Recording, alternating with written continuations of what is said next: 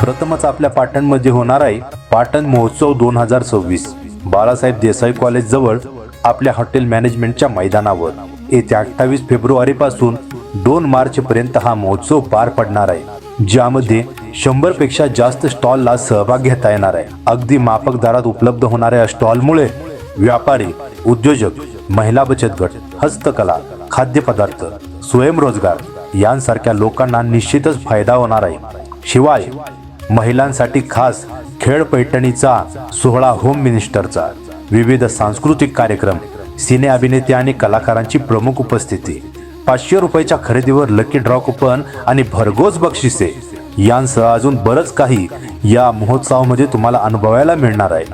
त्यामुळं यायला विसरू नका। 28 फेब्रुवारी, 1 आणि 2 मार्चला आपल्या बाळासाहेब देसाई कॉलेज जवळ हॉटेल मॅनेजमेंटच्या मैदानावर खास पाटण महोत्सवसाठी।